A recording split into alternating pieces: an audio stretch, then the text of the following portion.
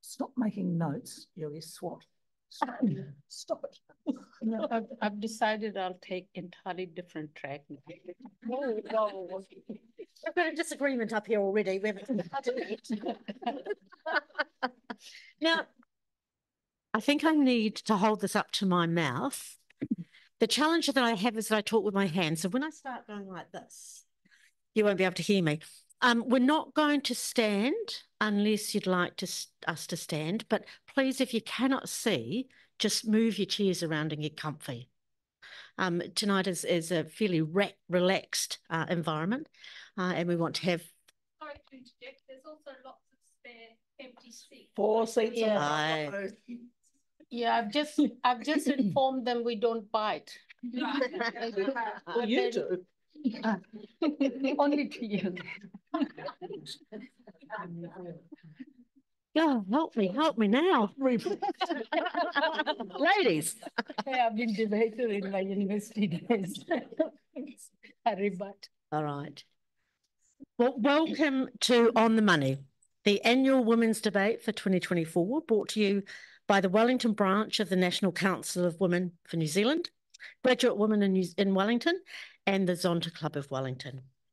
Now I need to read the health and safety notes, and I've got to put my glasses on because it's a bit little. And my arms are not nearly long enough anymore. Okay, I know you're just about there. Yeah. All right, so here we go. If there is a fire, we need to evacuate the building on the continuous sounding of the fire alarm using the nearest exit. Oh, I've not done my homework very well, have I? Which must be, I reckon, out there somewhere. It's certainly not out there, right? So it's that way there. Thank you. Down the stairs. Yeah. There's always someone sensible in the room. Yeah. Right. You need to stay at the assembly area, which will not be in the building. It'll be outside on the path somewhere until the all clear is given. We're all Wellingtonians here, are we? All right, well, I don't need to tell you what to do in an earthquake then. Right, drop, cover and hold until it stops shaking. And then after the earthquake, we stay inside, of course, until we figure out what the damage is. And the most important thing for a woman of my age is where the bathrooms are. So you go out past the stairs here, and the men on this side and the ladies are just around on the opposite side. Well, that was the most exciting part of the evening. Oh. So the economy is top of mind for Wellingtonians. Families are struggling with the rising cost of living, including household costs, which have increased 2% just in the last year. I'd never make a singer, would I? No. Mortgage rates have increased, and some homeowners are seeing their repayments increase anything from $200 to $500 a week when they go to refix their interest rates at higher levels. And this reality is harshened when compared with the fact that New Zealand banks made a record profit of $7.21 billion in 2023. At the same time, we've seen more than 6,000 public sector jobs being cut, and this continues to rise. This is expected to disproportionately affect women, as women make up 62% of the public service workforce. Is that reverberating a little, or is it all right? Along with this, the public sector gender pay gap in 2023 was 7%. So if you take the average public service income, this translates into women earning on average $7,200 less a year than men. It's taken 23 years to reduce the gap from 18.6% to 7%. So with that in mind, I'm thinking it's about another 14 years and we might get there. Of course, the gender pay gap is not only within the public service, it's all across all industries in New Zealand.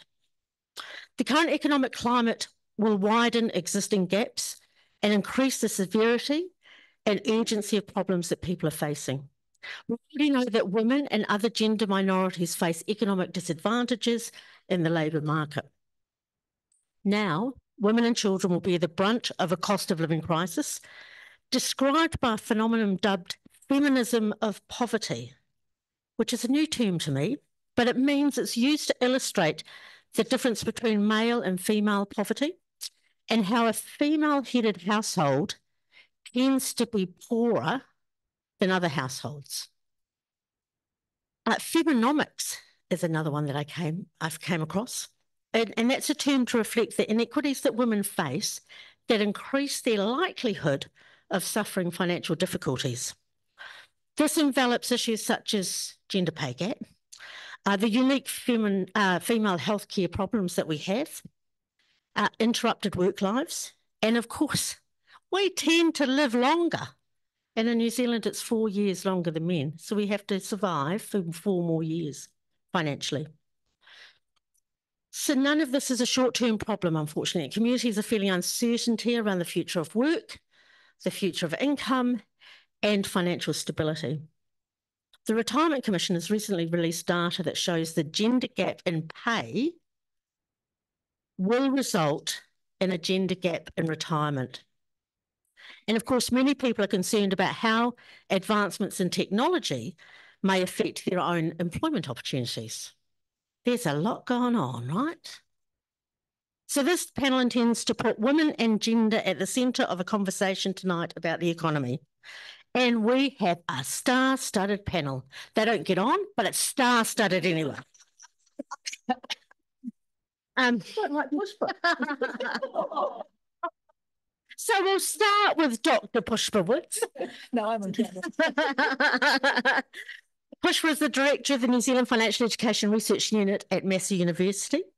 And I'm not sure there's not many people in this country that don't know Pushpa. And then we go along and we've got Eba Anderson, and she's the coordinator of the Wellington Women's House. And Eba will be able to bring a really different insight to us tonight, I think, because she's right in the trenches dealing with this stuff.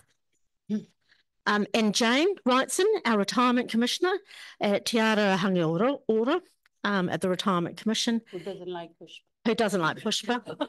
I love Pushpa, but I like winding her up better. And right down the end there, we've got Alex Davies. Alex is the Assistant Secretary for the State Sector at the New Zealand Public Service Association. My name is Helen Hatchard, and I'm delighted to be here tonight to be able to facilitate what I believe will be an interesting and challenging conversation with many different views being brought to us to consider and digest. So may I ask all of you, once hearing from our esteemed panellists, that you consider what you could do differently in either your lives or to influence others to ensure that we as women become more financially confident, resilient, and eventually independent. So the format of the evening is that each panellist will have 4 to 5 minutes to introduce themselves and share some of their thoughts. I'm thinking 5 minutes is nowhere near enough time to get the stuff out of these women's brains. They'll be sharing their thoughts, though, on the economy and gender in their area of expertise. After that, I'm going to have some questions for them, but I would encourage you to ask some questions as well. So we're going to start tonight with Alex right down the end. So Alex, thank you. Over to you. Kia ora. I'm Alex Davies. So I work for the Public Service Association. I work across the public service and the state sector. A lot of my time is spent working or supporting our organisers and our delegates and our members around collective agreement bargaining. So that's a big part of what we do.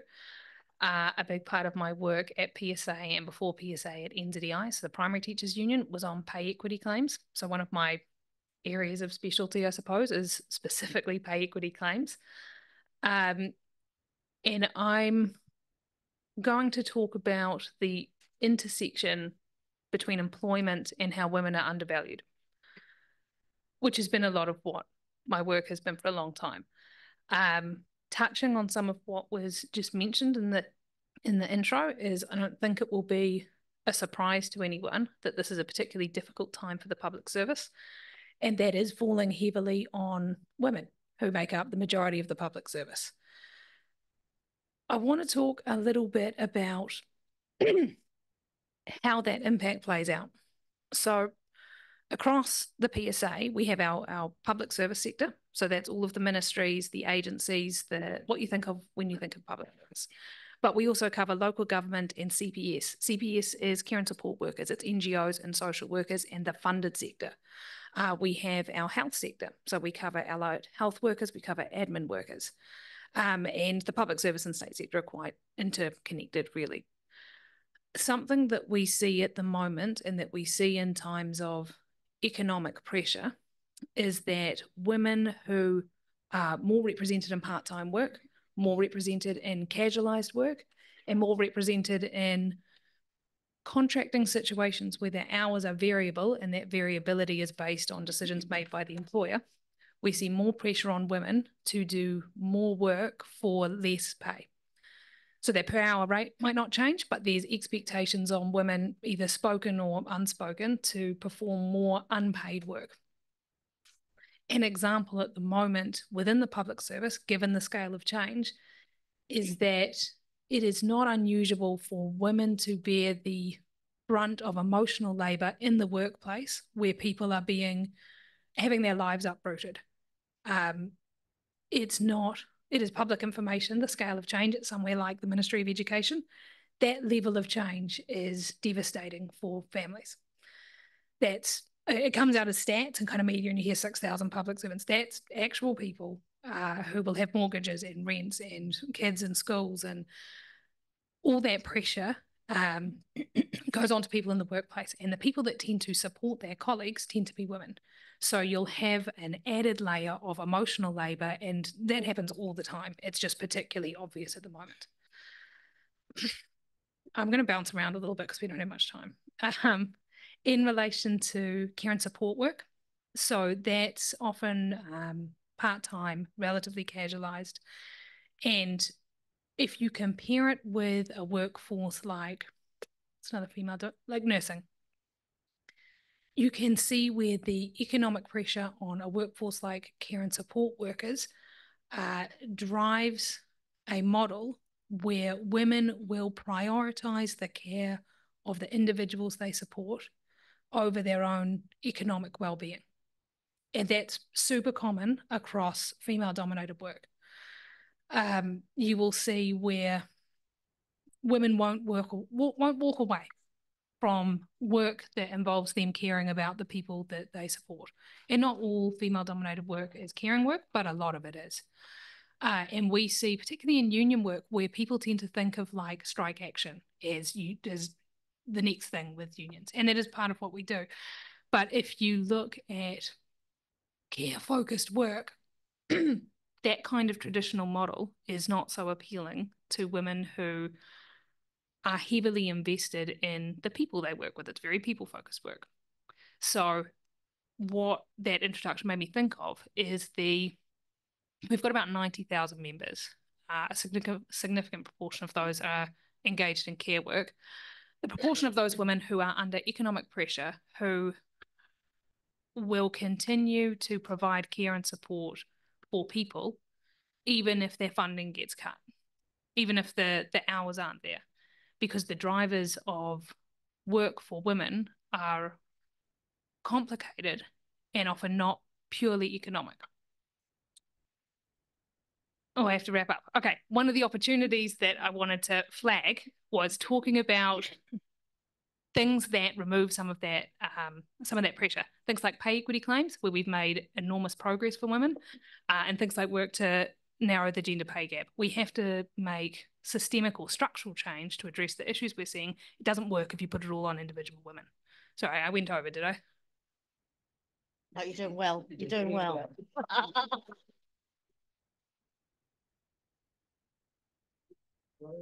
Well done, Alex.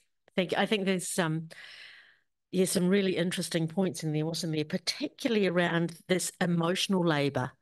I'd never thought of that before, but it's always, perhaps I won't say always, but quite often it's the lady in the office that seems to help with all the problems. And there's always a really good woman in the office doing that. So Jane, I'm going to hand over to you. You've got now 4.5 minutes. No, Getting better by the minute. Kia ora koutou, ko Jane Wrightson tōku wengua, ko au te mana ahangarua, ngā mihi mana mahana o te wā kia koutou. I'm Jane Wrightson, I'm the Retirement Commissioner. I did want to start off by accentuating the positive because economics is a bit gloomy sometimes, like all the time. I've never met an economist that doesn't wear a black hat. But I just wanted to say that in economic terms, women have made enormous strides in my lifetime. Career, education, contraception, individual bank accounts, oh man, being able to continue as a public servant after marriage, woohoo, that was a biggie. Even house purchases in our own names. When I was young, admittedly last century, but well within living memory, all of these things, all of them were a bit of a novelty, and there'll be some women in this room who experienced it. God bless feminism, in other words, and the work of the women before me. I take nothing for granted. Ask the women of Iran how their sophisticated Western lives can be catapulted backwards within a decade, or the women of America about Roe versus Wade. You know, I treat all advances as beautiful things that need to be protected. Of course, there's still... Indeed. I've cited one country. There are many, many more. Yes, quite right. Quite right. There's much to do, obviously, and I'm going to stay in my lane and talk about the challenges in the world that I see around the retirement income savings gap. It's a gap that speaks volumes about the systemic challenges women face, from wage inequality to career breaks for caregiving. We know from our own research at the Commission and what we see globally how stark the financial disparities are for women as they approach retirement. Women live longer than men. You're going to see some recurring themes coming across us, I can see. Women live longer than men, meaning we're likely to spend more years in retirement living alone, which comes with increased cost. In New Zealand, the gender gap in retirement savings is more than a statistic. It's a reflection of lived experiences. Women, on average, earn less than men, which translates into smaller KiwiSaver contributions and ultimately less financial security in retirement. The numbers are telling. Our research reveals a 25% gender gap in average KiwiSaver balances, a figure that's on the rise. We didn't know this till a year or two back when we did some really specialised digging with some actuaries. But you think, okay, that's all right, that'll be the Gen X woman. Yep, they started late. Yep, got that. No, the gap is even more pronounced amongst younger women, suggesting the gap starts really early. We don't really understand why, but it needs way more attention than it's got. It's a worrying trend that demands attention and action. There are significantly more women than men with balances lower than $10,000 across almost age cohorts. By contrast, there are more men than women with balances above $80,000 for almost all age brackets. But why does this gap exist? It's a complex web of factors, but the largest contributors are tied to the three areas you already know. Women make less, we work differently, and we live longer. The implications are far-reaching. With living costs outpacing New Zealand super, many Kiwis recognise that the public pension won't cover all retirement expenses. For women who typically have lower retirement savings, this reality poses a significant risk of financial hardship in our later years. So both systemically and individually, women need to be aware of and challenge this. The greatest challenge for women to achieve economic independence, I think, it's not really economic independence per se anymore, I think. If we mean independence from men, most of us have got that one way or another. Not always perfectly, but way better than it was 50 years ago. It's the structural problems that comparatively reduce most of our incomes over time. That's the problem, unless we're in the top 2% of earners and pretty fortunate. What reduces our income over time is the good old gender pay gap. I acknowledge the power of data here and how demands for transparency have started to change the conversation. Once you know the data, it's quite hard to walk back from it. Time out of the workforce for caregiving and its impact on retirement funds. The disproportionate effect of women of divorce, STDs, sexually transmitted debt, it's a thing. And sometimes poor financial decision making because we have little choice but go into debt or have not received adequate financial education to know how to grow our money. So the challenges are there. The key is awareness and action and pushing our politicians into long-term thinking around the system, around NZ Super and KiwiSaver in particular. Ngā mihi.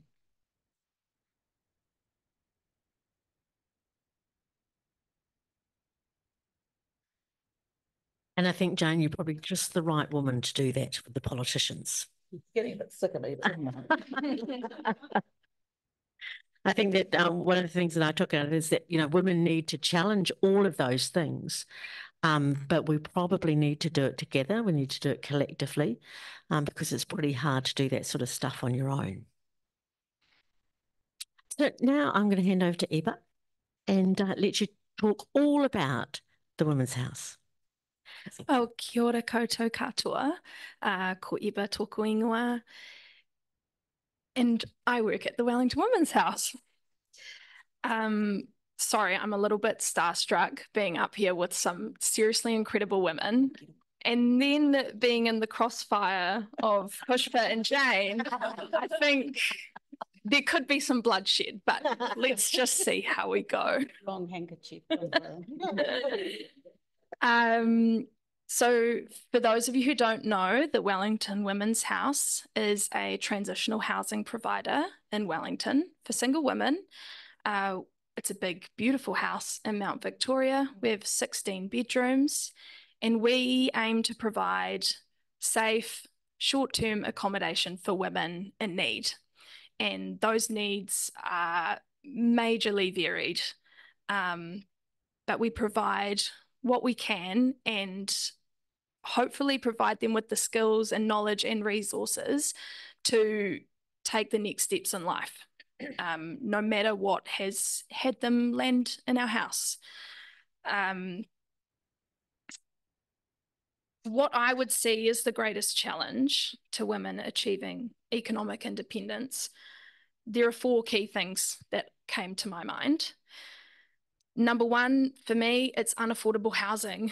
The high cost of rent consumes majority of one's income, leaving so little behind for people to have any savings, and debt repayment. The rising cost of living just means that rent consumes so much of our income, and then we have to think about our food and our families and just everything. The other thing coming to mind for me, particularly when I think about a lot of our residents at the house, it's employment. As we know, jobs are sparse at the moment, and in particular, like high profile and leadership work is dominated by males, and it's not often a space where women feel they can get into. I kind of call it the finance bro epidemic. I think a lot of women don't feel appreciated in the workplace and often feel less than their male counterparts. The other thing that I think is really significant is that women are more likely to be sole parents, and they have the sole responsibility of caring for children or their rest of their whānau. They bear the brunt of all of those financial responsibilities, and that's just one other thing that comes on top of taking a big chunk out of that income. With that, the expectation being on women that we remain the primary caregiver in our families. This has changed a little, but it's still like that. Employees don't value motherhood and children. Employers don't value motherhood and childcare as valued experiences. So often women will go away for maternity leave and they kind of feel as though they've lost time and they're not appreciated for that time that they were gone and they feel left behind. And then the last thing that I think is really key are those intersectional disadvantages. Māori and Pacific women, along with those from immigrant communities, often face greater challenges due to systematic racism. And because we know that New Zealand consists of a hugely diverse population, in my role, I often see that our westernised Kiwi view of financial independence, it doesn't make sense to someone else from a different culture. And all of that is amplified for trans women who face massive discrimination in all aspects of life. So those key challenges in my mind, that is that unaffordable housing, employment, the expectations on women and the disadvantages for women of colour. Yeah. Perfect timing.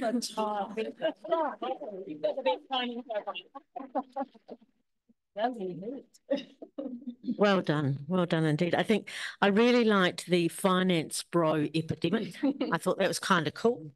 And it is, once again, we have our eyes wide open, and thank you, Eba, for that, about the challenges that that the women that you work with and help and assist have to go through.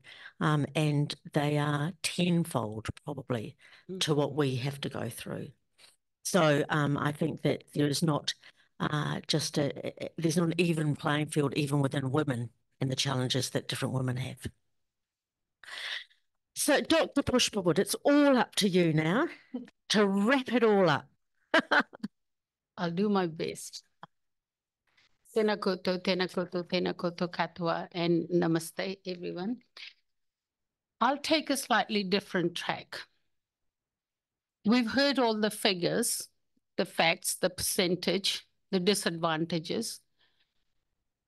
What we not aware of is how much of it is self-imposed and how much of it is real. And I'll delve into it in a minute. Women are not financially illiterate. They don't lack financial knowledge. They lack opportunities to apply that knowledge and put that into practice. They know how to budget. Without that, the households wouldn't be managed. What they haven't been encouraged to do is to invest, and invest especially for their own future. And especially from some cultural backgrounds like mine, your whole being is for family. So first you invest for your children, then you invest for your grandchildren. And if you, God forget, if you got some strength left and some time left, some energy left, you might then think about yourself, right? And think about what, because culturally, we have been brought up that if you invest in your children, then when your time comes, they will look after you. So my generation has come here with that thinking. However, the generation that is born and brought up here is very much me generation, right? Because for them, setting themselves up comes first. Setting their own home comes first. And by the time the poor parents' turn comes, they've got nothing left to contribute. So there's a dilemma in both of those generations, right? The other thing I observed, and I'm sharing my observations of last about 44 years in this country. One thing I notice is, and you can shoot me afterwards, I find in a lot of cases, women are women's worst enemies. I always say I can fight with men anytime, any day of the week, because I know where the darts are coming from. And I can find a way to safeguard myself. With women, I don't. And why I say that, we are not still collectively raising the voice that we need to raise. I mean, Jane has given you all the facts and figures. You've heard from all the three. What are we doing collectively to support those who lack opportunities? What are we doing collectively and innovative to actually support those who need that? One of the challenge I've been throwing, and I need to socialize that as much as possible, and here's a challenge for you. We heard how much banks have got profit this year. Not in millions, not in tens, not in hundreds, it's billions. And I've been saying that for the last 5 years, that let's start asking all shareholders that put 20% of your profit margin, I'm not even saying your whole, just 20% of your profit margin towards supporting those who need it. Right? Because their 20% less is not going to put them in the street. You know, it might reduce one of their first class travel trip, but that's about it. Whereas their 20% will put food on so many tables. It will put, roof over so many houses. It will support so many children. Do you think anybody has bought it yet? Not one yet, right? I would love to actually see collective response from all, and maybe women will have to start first. We always do. Anytime that we have to put something in place, innovative, women start and then everybody else start to follow. Now, one of the challenge we face as women in general, and regardless of what cultural background you come from, is self-belief that you are capable, you can do it, you need to sort out some of the opportunities that you may have to actually snatch them, because nobody is going to come and give you those opportunities. You have to find and take them. So my challenge to all of you, especially the young ones, because I'm from Jane's generation, I've seen all of those changes that Jane was listing. Your challenge is to think through, where do you need to put your energies to become financially independent? And what does it look like for you? What it looks like for me is very different to what it will look like for you. So do some self-investigation, some soul searching, and you'll find the answers. Thank you.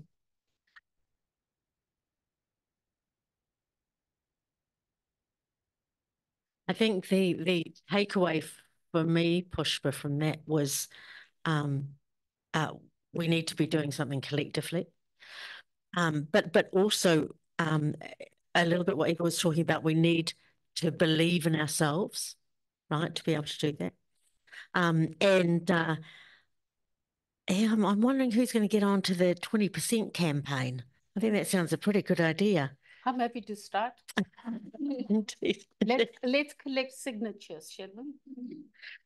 So what we'll do now is I have some questions to ask, and then we will be opening up for discussion, and certainly panel members, happy for you to, Jane, you've got to be nice to Pushpa, but happy for you to interact and bounce off each other. But I think that probably when we've talked a lot about change. We've talked, and Pushpa also raised the fact that whilst all of these things have happened in her life and Jane's life and a lot in this room, there's still a long way to go. You know, we just haven't reached the top of the mountain yet.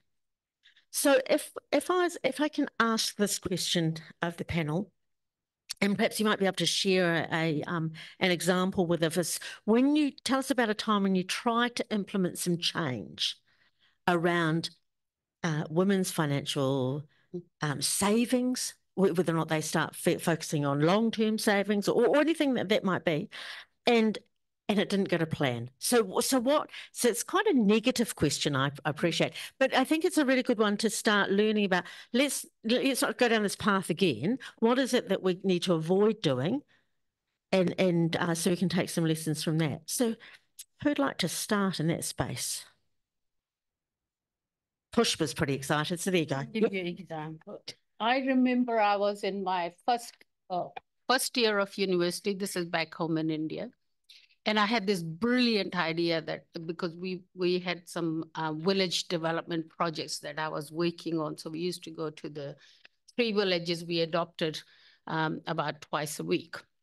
So I was watching how women were so dependent even for buying vegetables because they had to ask for money from their husband to go and do their vegetable shopping.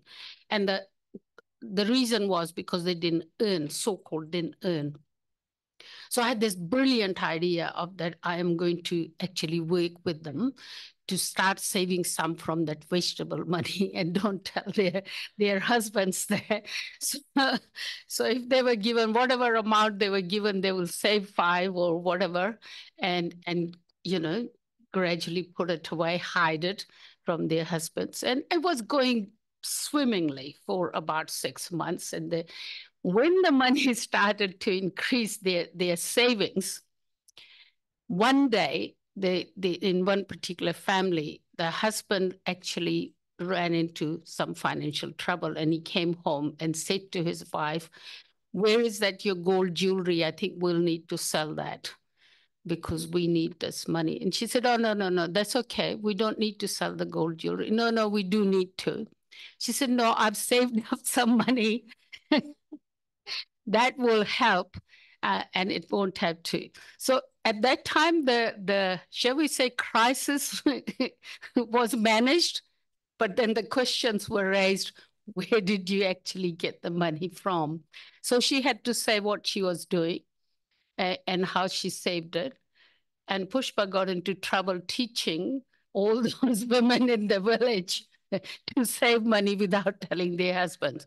They didn't see the positive side of it, that because of her saving, the jewelry was saved. That didn't see that. It was the way it was viewed by that group of men was challenging their authority. How dare you? So I had to, suffice to say, I had to find another strategy. Well, I think she left the country, to be fair. Jane, have you got an example for us of something where you were passionate about it and didn't quite, any learnings from it? Not in this space, but I've had many failures over my life trying to get various things done. This is not my story, but it comes from my office. And it's not dissimilar to Pushpa's either. It's a story about financial capability training for Pacifica people.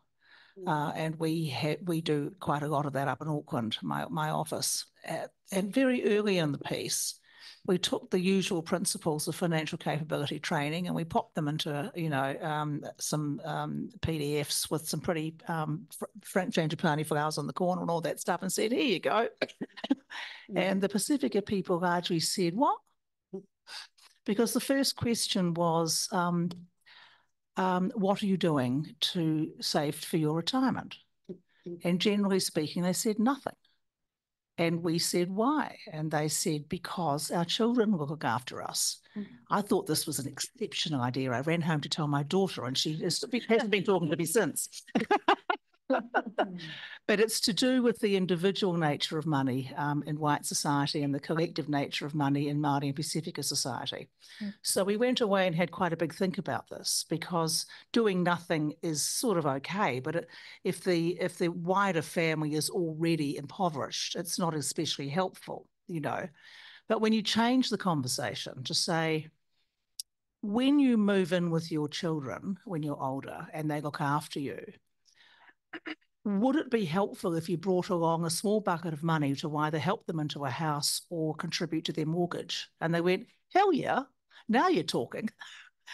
Not my money, but our money. And it was a very powerful lesson for me. And I'd never thought about it being, you know, a white woman or the rest of it. I've used that story often because it tells you a lot about attitudes to money and how the love of money itself is actually not particularly fresh. Women don't get it. Men get that quite a bit. But I don't love money per se. I like what money can do for me and the security it can provide. It's a very different headspace, you know. And the same with Māori and Pacifica. So, you know, interesting stories, right? When you're talking to people about money and saving and retirement and planning and stuff, you have to figure out how to speak the language, and the language will be different who you're talking to. Yeah, sure. Well, a good example, Jane. Thank you. I think I've been involved in financial capability courses as well with the Commission before your time. And we were running Pacifica courses for police officers. And the first one that we ran, we invited the police officers to come only. Well, that was wrong because, of course, it is a whānau thing, right? But it's not just for Pacifica peoples. It's not just about bringing the wife along. It's about bringing mum along. It's about bringing the kids along. It's about entertaining the children. It's about doing all of that so that you then have their attention to talk about things. But we had an example where this young chap went through one of the courses, which are fantastic courses, and he and his brother got together and they all lived communally in Auckland, and mum ruled the roost. So they all came home and gave their money to mum every fortnight when they got paid, and she looked after everything. The challenge was that the power kept getting disconnected, and, you know, people turn up, the bailiffs would turn up, and he's going, I can't understand because, you know, we're giving mum all this money. And it wasn't until we got the family together that we figured out actually mum had a gambling problem. Right? And so she was the most trusted one in the family with the greatest issues, you know, and so then we had to actually help from that perspective first before we could do anything else. So I think that just the nature of families, of cultures, of religions even affects it, doesn't it? Alex, what from your perspective, and I'm really interested in particularly around this investment that women do, emotional investment that you see. What are the things, anything that you can bring to our audience around what's good, what's bad, or what hasn't worked, or what you would do differently? I think a big learning has been about understanding better what motivates people, and that people have touched on that before. So starting out, I was probably particularly keen on traditional unionism and was, you know, we should get out there and show the employer that we're not going to take this, that kind of, which is good and I don't regret. But at the time I was working predominantly with teacher aides, and that was just not their vibe at all.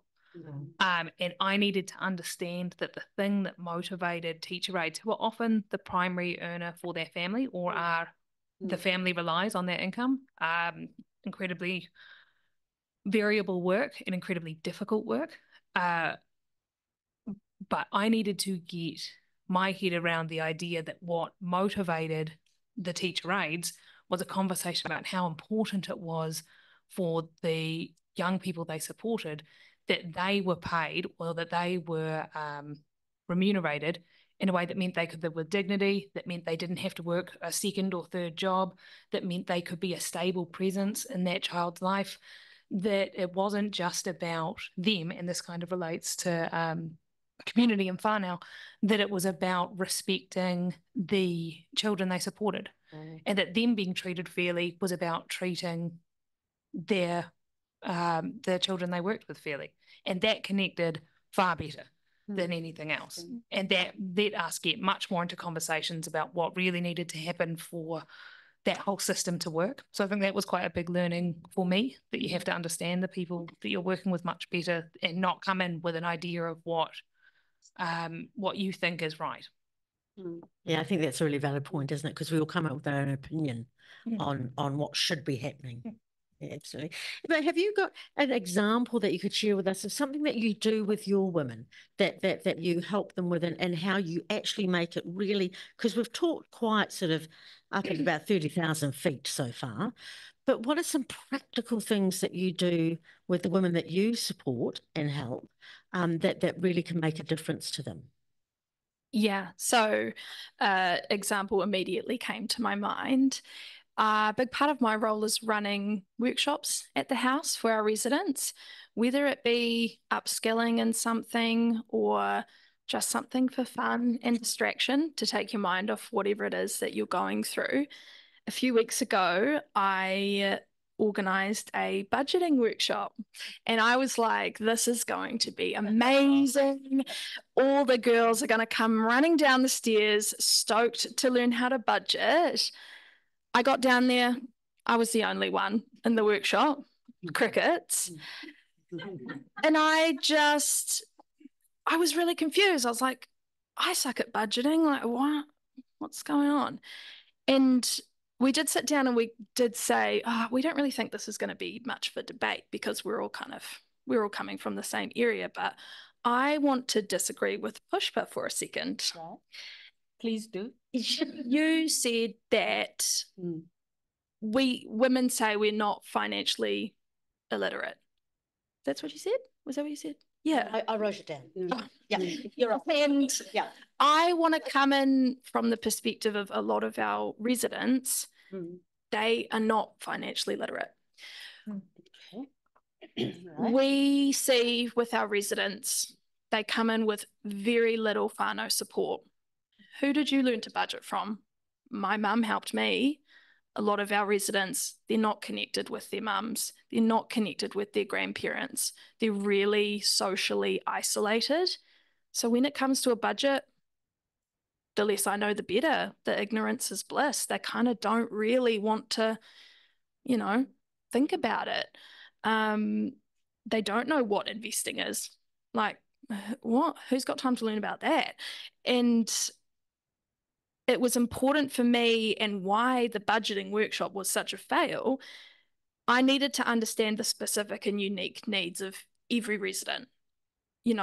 We're starting from the absolute basics with some of our wahine, and I think that fear of coming to a budgeting workshop, they felt embarrassed and they felt really alone, because it can be really hard to say, sorry, I can't afford to come out for coffee. It can feel really, really hard. So that's an experience that I had, and yeah. Let me respond. One thing we really need to do, and if you're ever running again the workshop, it's not about budgeting. It's about making your money work for you. That's what it is about. We do know how to earn and we do know how to spend. What we don't know is how to actually stretch that money far enough that we are not constantly in financial strife. Right? That's where we need support, guidance, training, education, whatever language you like to call. I've been challenging for a number of years to say we really need to change our discourse. There's no point talking to a 15-year-old or 20-year-old, even for a 21-year-old, about retirement. It's not on their horizon, right? Their horizon is a lot limited. What we do need to talk about is making your money work for you so that you can have a life that you want in your later years. Right?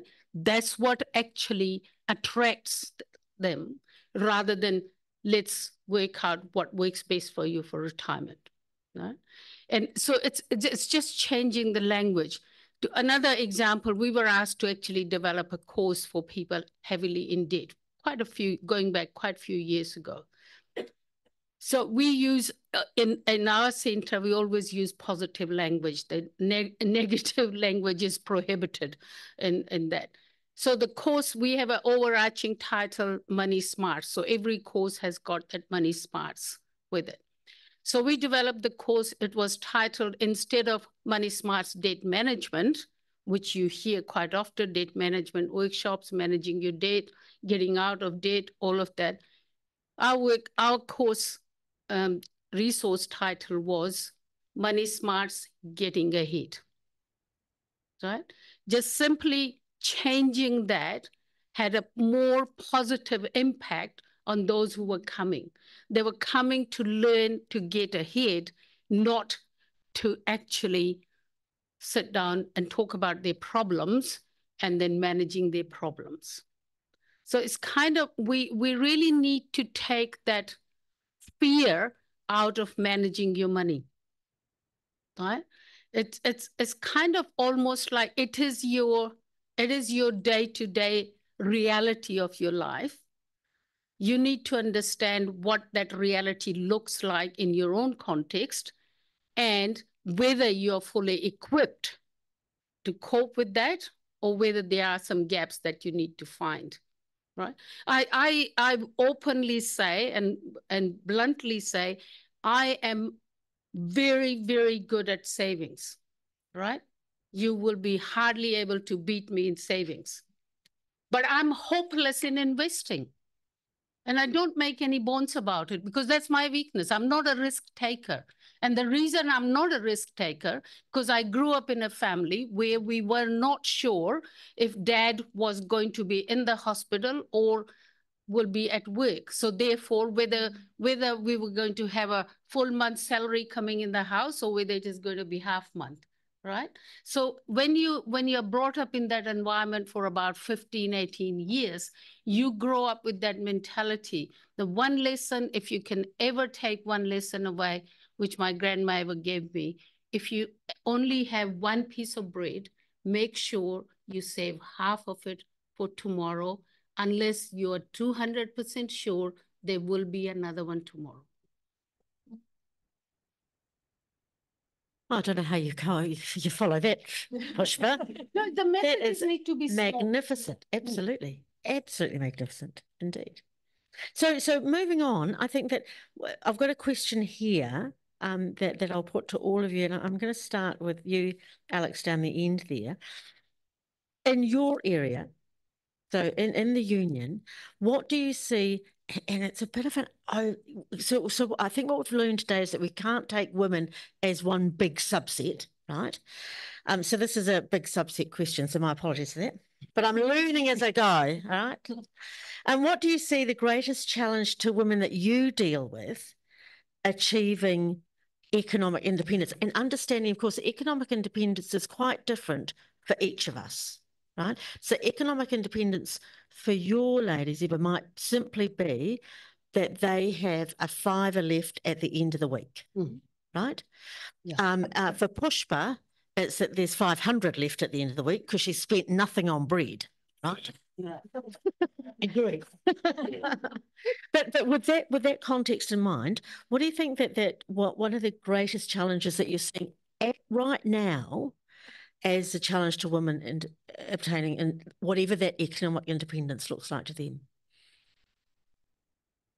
I think it's probably the same challenge it's been for a very long time, which would be structural and systemic inequality that the system is designed. And you were saying, and I'm going to jam this into an answer somewhere, that you were saying that there's a 25% roughly gap in retirement savings.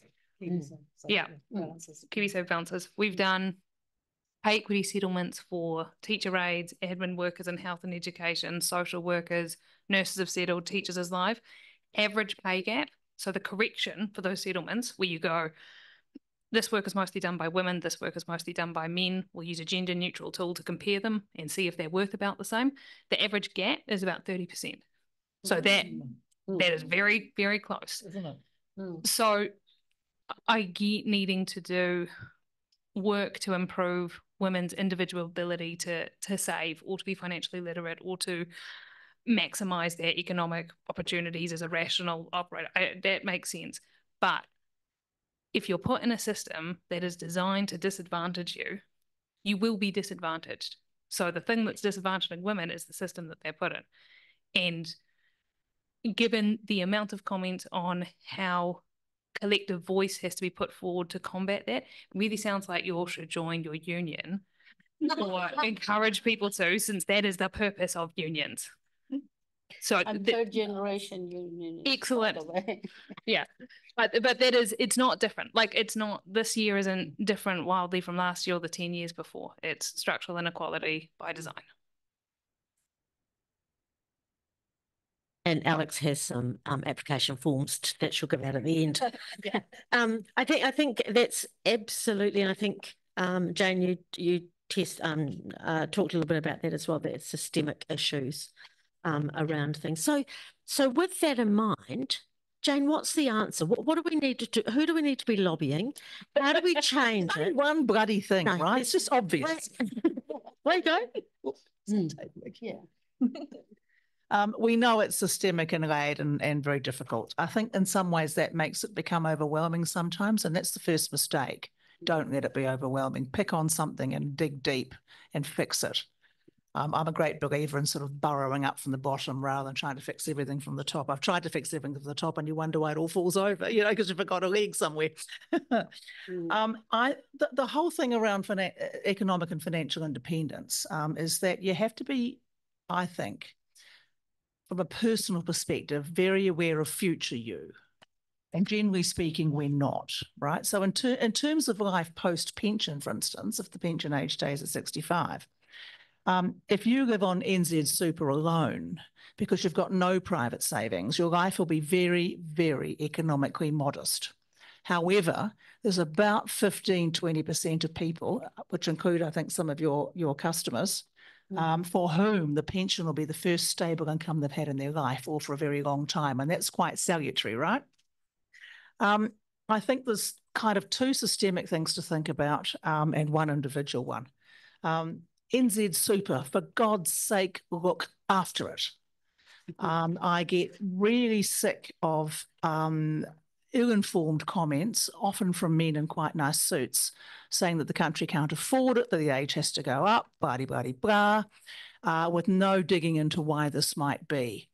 The country can afford it, actually, and in 25 years' time, I think we're predicting that it might be about 6.5% of GDP, which is actually not unreasonable for an equivalent percentage of the population, for heaven's sake. It's just because it's in billions of dollars, they make it sound terribly scary, right? The thing about NZ Super for women is that it's a gift. It's gender blind. It hasn't got any of the faults of a workplace scheme. All you have to do is live here for long enough, turn 65, and she's yours, baby. You know, it's a wonderful scheme. So if change is demanded, and it will keep popping up, it always does, thinking about the collective thought of the advocacy front again, demand impact analyses on what change would mean for women. Right?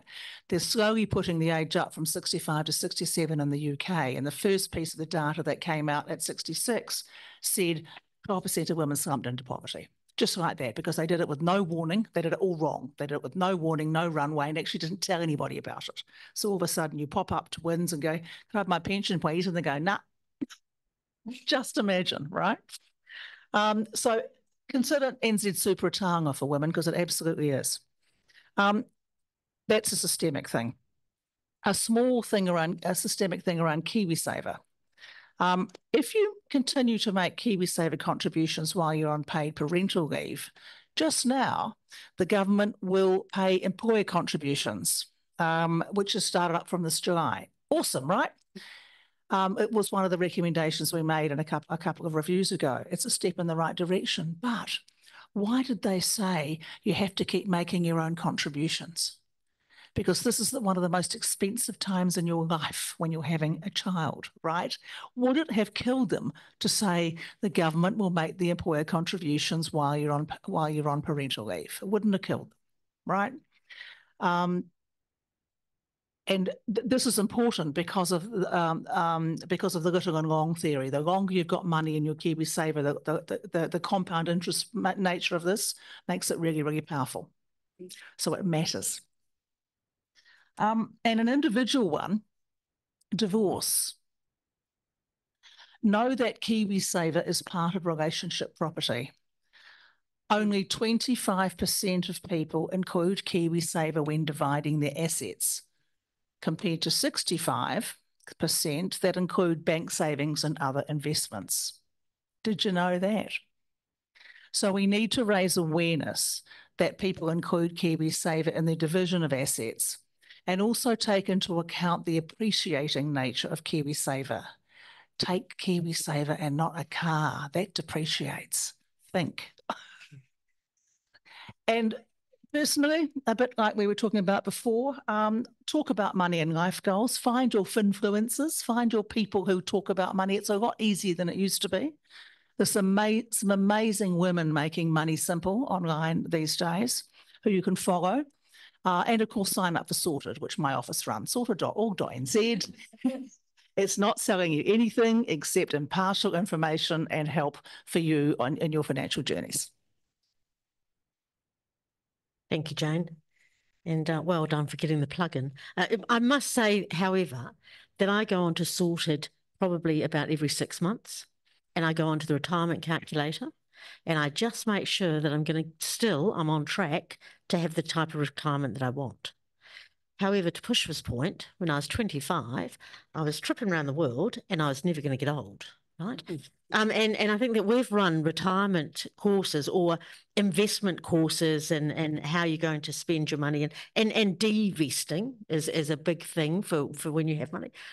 The average age is, or the usually the youngest at those courses, we'd like to see around late 20s, and usually the youngest are about 55, right? Because that's about when you start thinking about it, right? I think I started thinking about it when I was 40, and I was a banker. So it's just not in your head, right? It's just not there. But that's the beauty of KiwiSaver. It wasn't around when I joined the workforce, right? There were the old schemes where you were stuck with one employer because you're meant to stay with the same place in 40 years unless you got married and had to leave, you know that one. KiwiSaver is transferable across employers. It's opt-out, meaning you've got to make a decision not to contribute. So it makes it a little bit harder. It's quite sticky, you know. So you set it and forget it. You leave it alone and you contribute the right percentage for you, and you don't have to think about it much more. That's the gorgeous thing. You start thinking about it when you get into trouble, and you start thinking about when I might need money. That's a whole different conversation. Or you start thinking about it when you're about ready to buy your first home. That's the get out of jail card free with KiwiSaver that I happen to like because I think it keeps young people interested. And then you start thinking about it, of course, when you get post 60 and are going, how the hell did that happen? I'm getting quite old now. What am I going to do now? Oh, very good. Thank you. I just wonder, before we and I hope you've got lots of questions all lined up because we're going row by row, just saying. Person by person. Perhaps, there's a question here that I think is really interesting, and I don't mean to put you on the spot, but what is a common misconception, you think, about gender and the economy that you wish the wider society, including policymakers, would consider? So when you're dealing with women and trans women as well, what's the common misconception that, and there may not be one that you can pinpoint, but what is it that you go, for God's sakes, they just need to understand this? That's the technical term, sorry. So the key misconception that comes straight to my mind is that anyone, and I mean anyone, can become homeless or suffer with housing instability. Many of us, if you think of a homeless person, you think of a man sitting on the path with his blanket. That's often what we first assume. Homeless women are often just hidden in plain sight. Women actually make up over 50% of Aotearoa's homeless population. And these are successful women, educated women. And I think what people get quite stuck on is that your colleague could be couch surfing and that's considered homelessness. All it takes is one or two major life events that knock you back, that cause housing instability. housing instability can be both a cause and a consequence of economic hardship. And that's a really, really hard, vicious cycle to break. But I think that, yeah, it's just that it can happen to anyone, and you'd be very surprised at the people who are sleeping in their cars, because you may see her on the street, like, oh my God, she's gorgeous. She looks like she has her shit together. She's sleeping in her car. And that's the reality of a lot of women, especially in today's day and age, because the cost of living is just so incredibly high and people feel they can't keep up. It just reminds me of one story. At that time, I was working at Retirement Commission before Jane Sarah, otherwise she would never employed me. And I was running focus groups up and down the country of ethnic women and their preparedness for retirement. And this one particular group in Auckland, we just finished the conversation. We had a 2-hour discussion, took lots of notes. And then I posed one last question to every one of them. I said, right, if your husband is to divorce you tomorrow, do you think you will be okay? Right? It was a simple question. And there was pin drop silence. Yeah. And then there's this one voice sort of comes from the background. Now I'm going to repeat exact words, so please excuse the language. She said to me, well, if the bastard dies tomorrow, I'll be okay because the insurance will pay for it and my children and I will have a roof over our head. However, if the bastard trades me for a younger model, I will be in a shit. Right? And that summed it up for me. The reality of women, regardless of which cultural background you're coming from. Right? This happened to be ethnic group. Oh no, good example, and thank you. I mean, that's fantastic. The other thing is that, so I agree with what Pushpa just said. It's those, I mentioned it before, those connections with friends and whānau. I went through a breakup myself a couple years ago, and I had to leave the flat, which I shared with my partner, really cheap flat, awesome, had to move somewhere way more expensive. I was lucky enough to have the support of my parents. Please help me pay this bond. So many women and everyone don't have those relationships with their families. They don't have that support. And that's a big thing that a lot of people forget about as well, is, you know, if I'm privileged enough to have the support from whānau, but many don't. And of course, that then drives women to make different decisions about leaving, right? Yeah. And violence against women, it gets into that vicious cycle that they actually cannot leave because they cannot afford to. And you know, bond is a classic example, isn't it? Exactly. Yeah. Oh no, very good. All right, we're going to open it up. So, who would like to start with the first question? Here we go.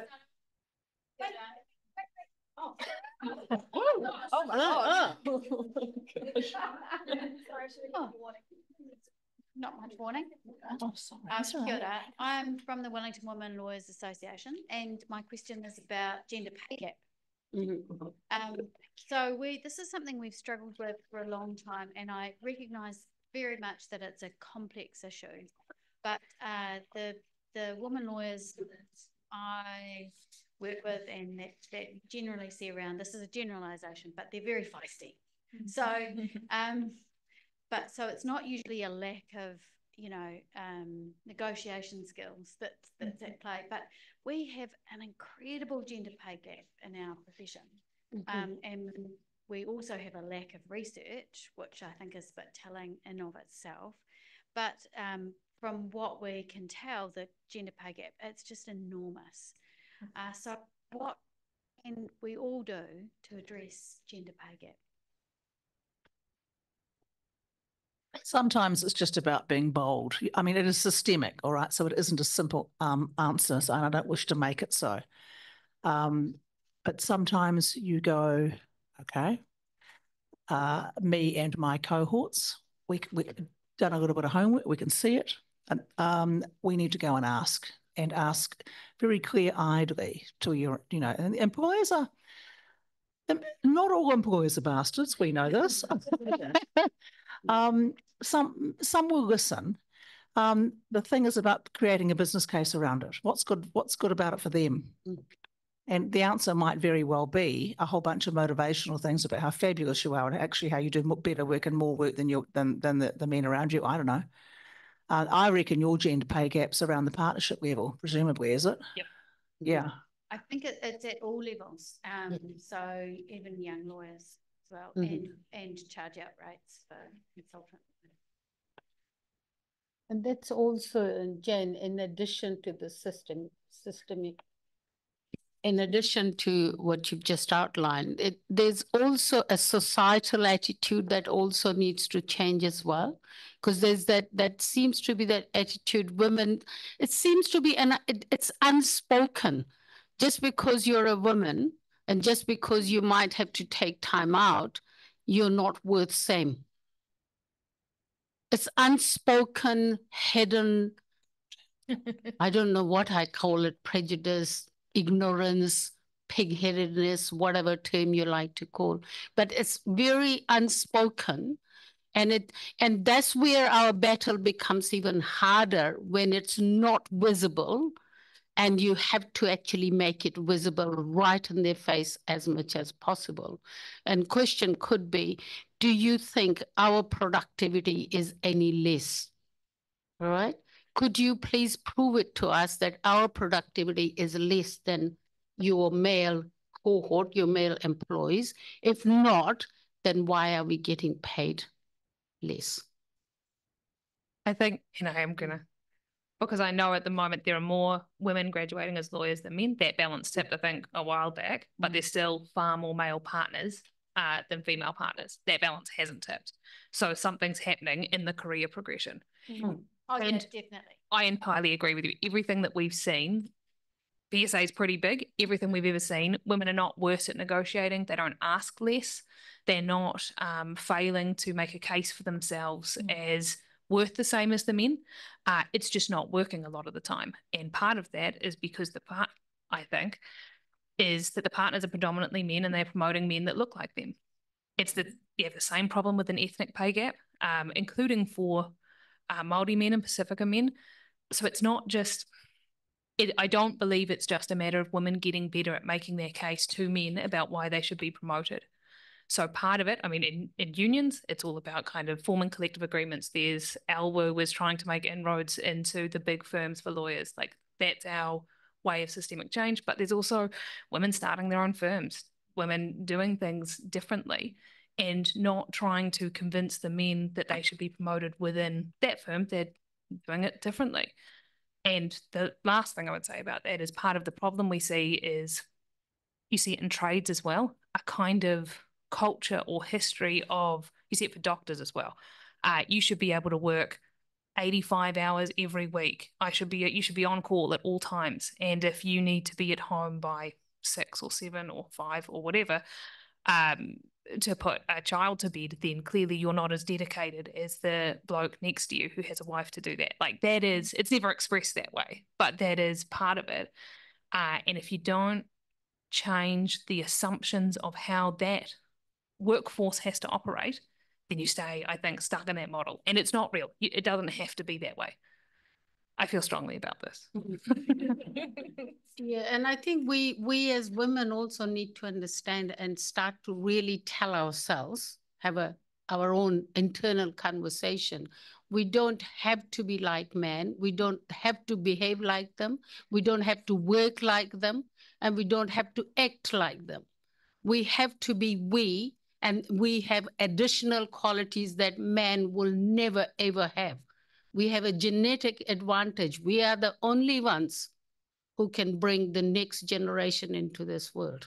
They can't bear the children. I live in a hope that in my lifetime it will happen, that male will get pregnant and then all the else will be gone from this world. Same thing is the contraceptive pill for men. That is coming. I think that might still happen in my lifetime, I think. But there already is one. Oh, good. Thank you. It's a long time. Hallelujah. It just wasn't widely known. Yeah, they don't want us to know about it. The box. Yes. Yeah. I'm interested to know your thoughts on a universal basic income and whether you think that would benefit women or not. And I guess this broader sort of Yes. viewpoint. So yeah, all of your points, I think you probably all got a view on that. So go for it. My view is yes, it would. I don't understand how there's an argument that it wouldn't. Like, feel free if people want to make one, feel free, but I don't understand any argument that would say universal basic income wouldn't benefit women.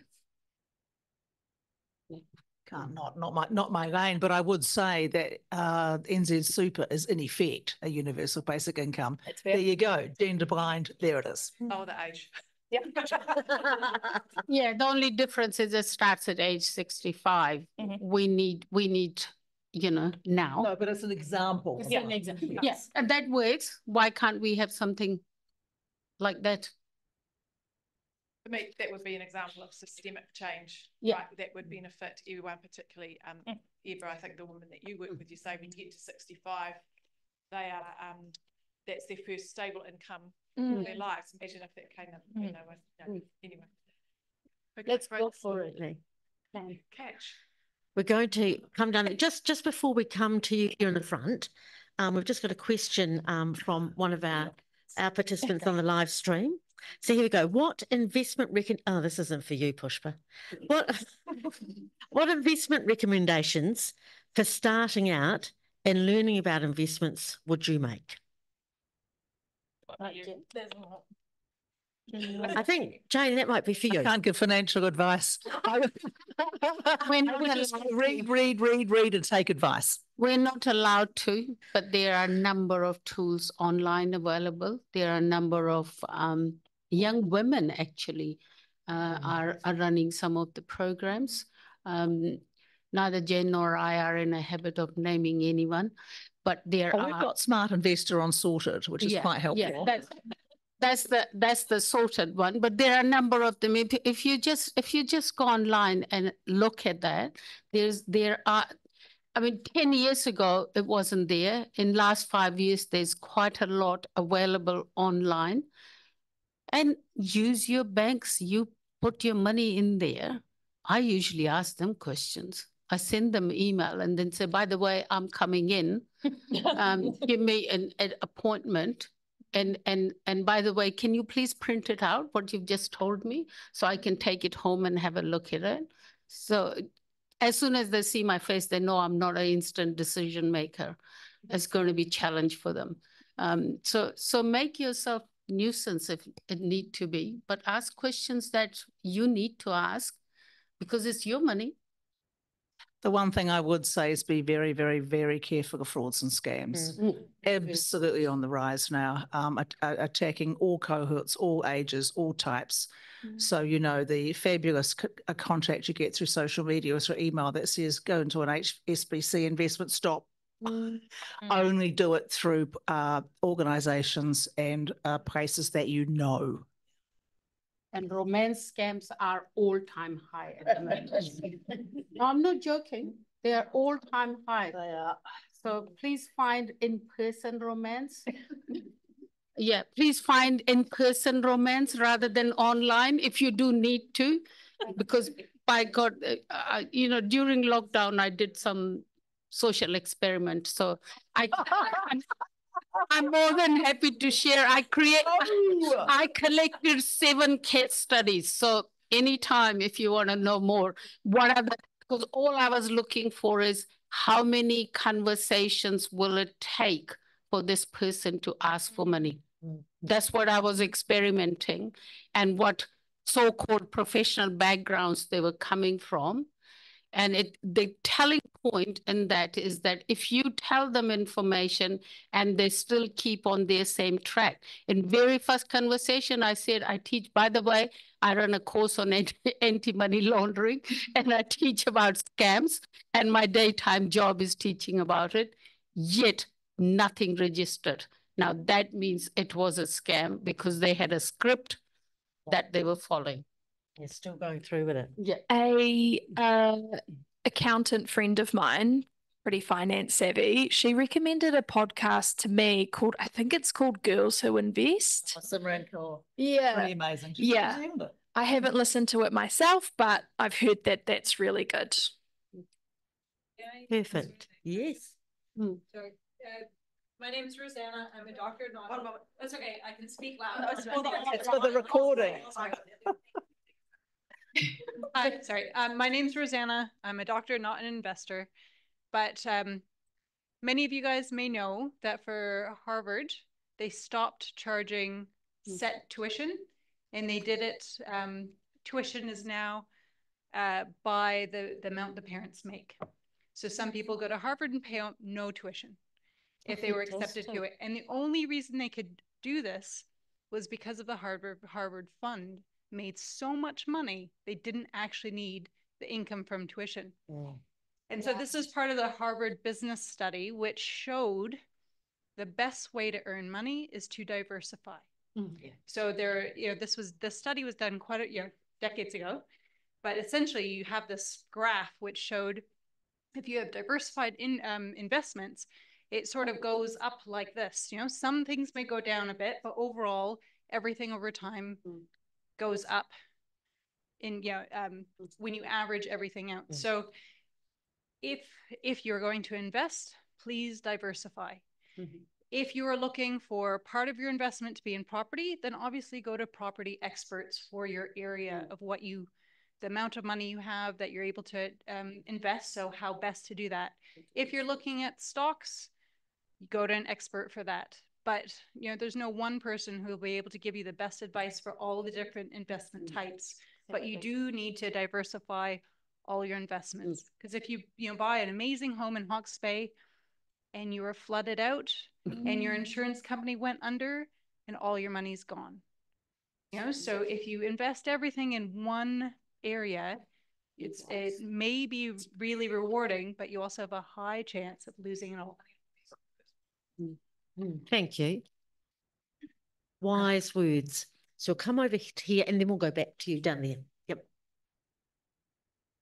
Hi, question about PSA. So I'm already a union member. Good. But I have to admit, it's only started like a year ago. And that's because by chance, my manager didn't give me a good pay review. And a couple of my female friends turned around, and I was in the Wahine group, and said, join the union, I'll fight for you. So my question here is, that was the only reason why I found out about you guys, was the fact that I went through that.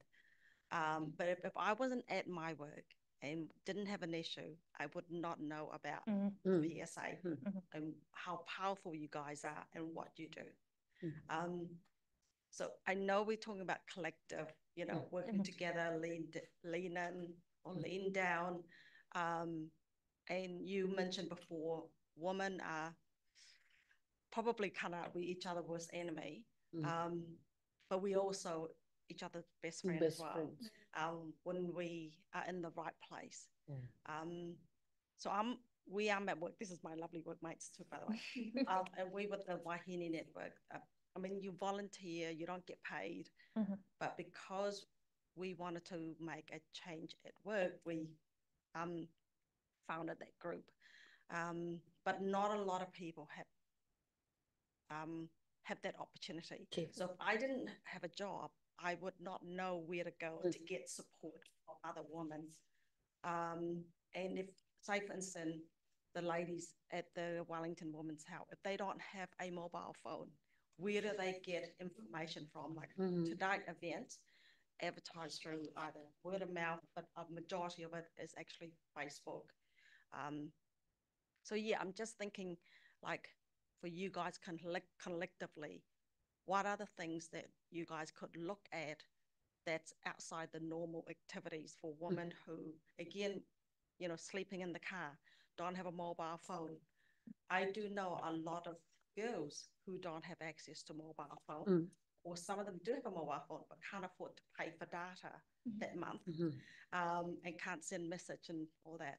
So that's where I'm coming from. Are the women who's not in the same normal living society as us. Question is, what do you suggest we can do? I mean, you guys expect. I mean, is there things that, I love what you said about you guys coming together as a collective at your workplace, and kara we're for you for, you know, supporting each other in that way. And that's so true that a lot of our residents come to us with no phone, they don't have a SIM card, all of those things.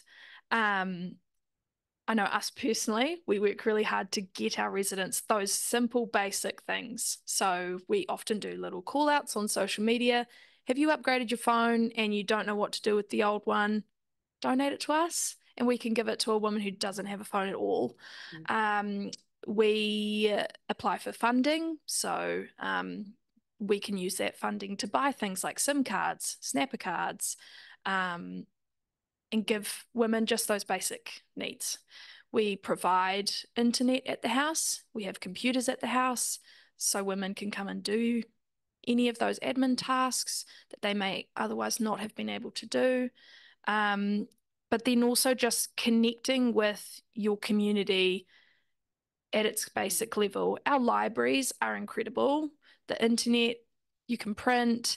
There's so many people around you who will help you and you just have to ask. Yeah, that's probably what I would think. I think I would add, yay, good job union joining. Recommend it. But also recruitment is challenging, and it's particularly challenging at the moment because I think people are more isolated than they have previously been. I used to have most people, even in office work, would be kind of in the lunchroom, or there would be a notice board that you would put community information on, and a lot of that is not there. No. So we look, and that'd be the same for you guys as well. People are harder to get to. A lot of people are working from home. A lot of people are socially isolated. The community structures that were in place, some of them aren't there anymore. We put a lot of effort into kind of digital recruitment, and that's something we're really figuring out. But the strongest messaging, and this sounds like something that you've experienced as well, is somebody who is part of a union talking to you about the union. So I'm encouraging you, when you're saying, what can you do? What are you going to do? Talk to people about it. That is the best way to do that. And that's what we're saying to all our members. You need to go and talk to your colleagues or your friends or about joining the union. And the other thing I wanted to flag, and this might get irritation, is you're talking about a pay dispute, and I brought this up earlier. One of the strongest things unions do around addressing the undervaluation of women is pushing back on performance pay systems. Every piece of data we've ever seen says that where you have a performance pay system or a merit-based system or anything that has a subjective element, white men do the best, Pacifica women do the worst, and there's a graduated spectrum in between every single time. So we push for tenure-based progression systems because they take the subjective element out of it. And at a point where there is no longer such discrimination in the world, we won't need that anymore. But we're not there now, so we do, which is my plug for those systems. I love to add to that. I love to see PSA get in there where a person have a white middle man as their manager. Somebody peer that performance review, because they are in a position to turn around if they don't like you or whatever. It's something we push for a lot, that subjective element being mitigated by peer review or by guidelines or anything we can do, but the strongest thing is just getting rid of it entirely. Some of the organizations do 360-degree evaluation. They do some of the organizations in that. Jane, you want to add something to? The only other thing I was going to suggest as practical things, I'm a very practical person, is in your own group, for example, even having a street get together, bring a plate. I mean, in where I'm living, we just noticed that because we had this big, huge complex has come up, the Kaingora room, and so we noticed there were a whole lot of new people we never knew that they are coming in sort of groups.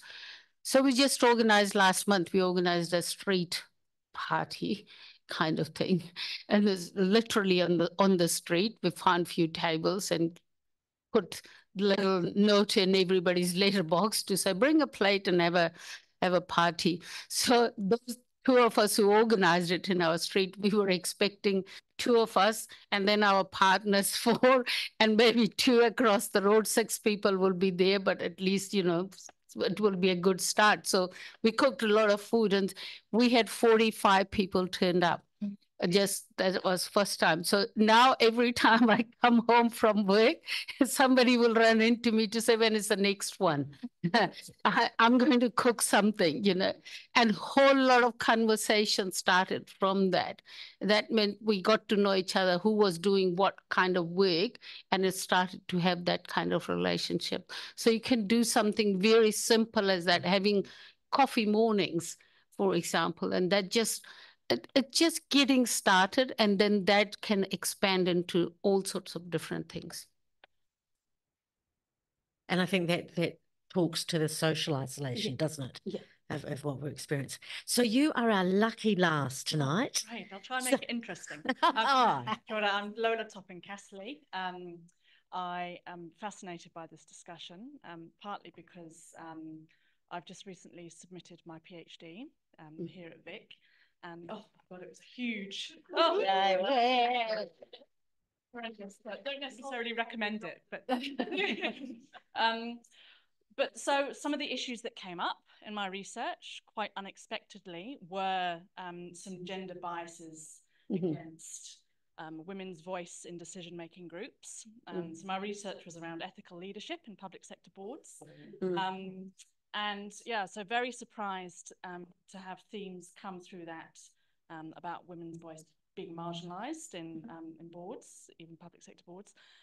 But the thing that is of most interest to me is employment precarity. And I think everything that we're talking about here today is wonderful: investing, saving, getting out of debt, but how can you do that if you can't get employment? And particularly in the current environment at the moment, like we've said, that women are, you know, more represented in the public sector job cuts, trying to get a job at the moment, someone who's just submitted a PhD, it is horrendous. I have never experienced such employment precarity in the whole of my employment career. And I know I'm not the only woman in that position.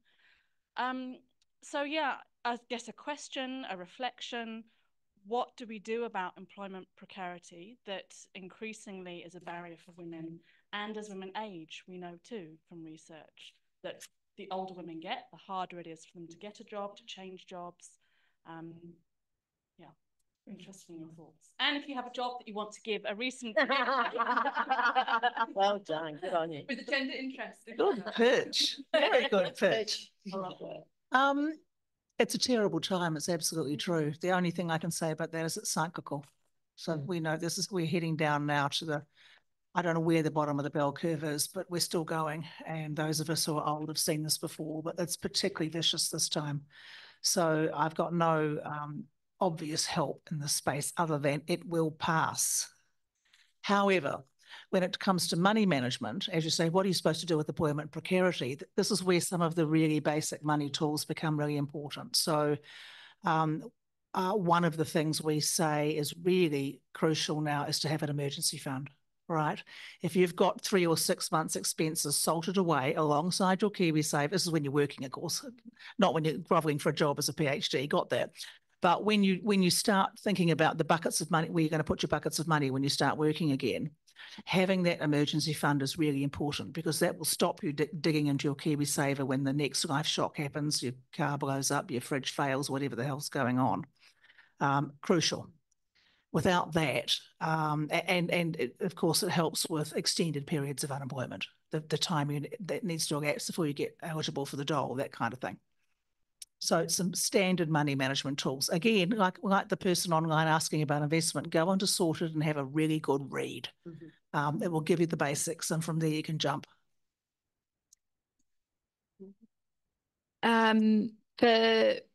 First off, congratulations. And I think we need to encourage the creation of more flexible and secure jobs with actual benefits, particularly in sectors like healthcare, retail, and caregiving, because they employ mostly women, and expanding job training and reskilling for women coming back into the workforce after study or coming back after having their children. Or if they're transitioning from a low-wage job, what are those skills that can really get them in the door? Dress for Success, just a little shout out to them. They do amazing seminars and workshops about that kind of thing. And yeah, that can be really helpful. Know our contracts, but The only other get rid of some. Oh, sorry. Yeah, the only other thing I would add is that you have heard, and I'm sure all of you would have heard, All Boys Network. We as women need to actually start our All Girls Network, and we need to really strengthen that. And that's where our strength will come from. That if you have a network, send your CV out and say, right, guys, I'm open for full-time, part-time contract, whatever it is. It's kind of getting a foot in the door. We don't use each other enough. I think that's one of the things I have observed. Whereas men are very good in using their networks, we still kind of hesitate. We still kind of don't open up to our other peers. So that is something I would strongly recommend, to actually do that, start exploring that. Yeah, just to write on that, because I absolutely love that. Be aggressive. You are amazing. I think that something that women struggle with is that imposter syndrome. Like, oh, I can't really, I don't, like, I came up here today, I was like, I felt like the weird kid that got put in that group in class, and all the others like, oh God, we got stuck with her. I just think we need to have so much faith in ourselves, because we are so incredible and we have so much to offer the workplace, and really put that in your CV and your cover letter, and, you know, really just like blow your own trumpet. Yeah. Creative. Just recognizing and agreeing it's incredibly difficult at the moment. And that is worth validating that it's really, really hard. And agree, it is cyclical. It won't be forever, but it is hard. And at the moment, at least, it is political. I mean, public services are supposed to cost money. We should collectively invest in healthcare. We should think that, I don't know, biosecurity is important. And this will pass, but it's going to be hard for a bit. So I'm kind of just sending sympathies, and I don't have any immediate kind of magic answer for you other than that it will pass.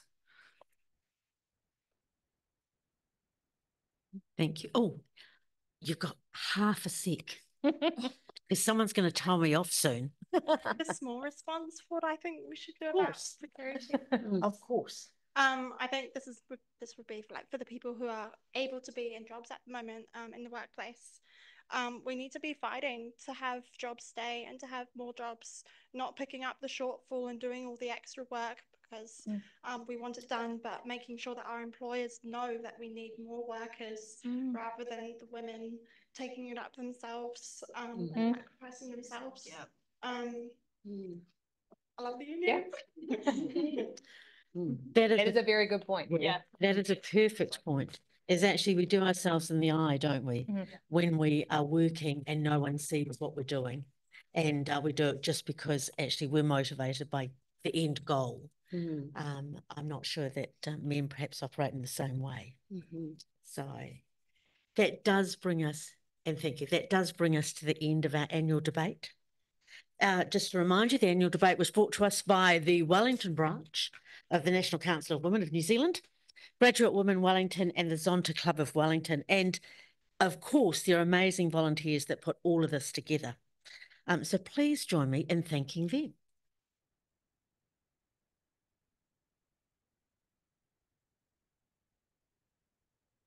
To our panellists, look, thank you so much for your honesty, your openness, your grittiness, your ideas. And I think that's all given us something to think about, right?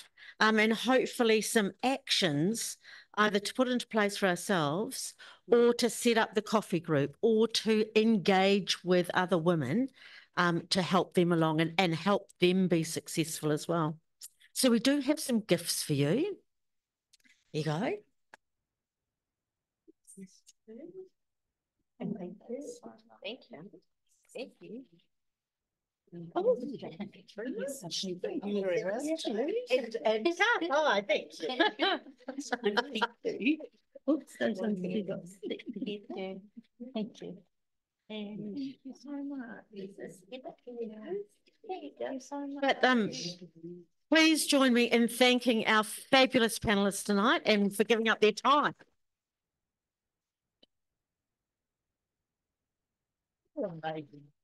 And I think, and the fundraising. Right, please, I haven't finished yet. And shout out to Alicia. Indeed, Alicia's done all this hard work. Well done. And look, finally, thank you to all of you that have travelled in this balmy Wellington weather to join us tonight, and for the people online, thank you very much. That was a smart decision. Please take care when you're travelling home. Goodness knows what the wind is like and the weather is like. Remember that we celebrate Suffrage Day this week on Thursday the 19th, and we talked about how we make things happen and how do we do it, and that happened from just a group of women getting together and making that cause happen. So we can do it. We've proven we can do it. But yeah, take care and good night, everyone. Good night.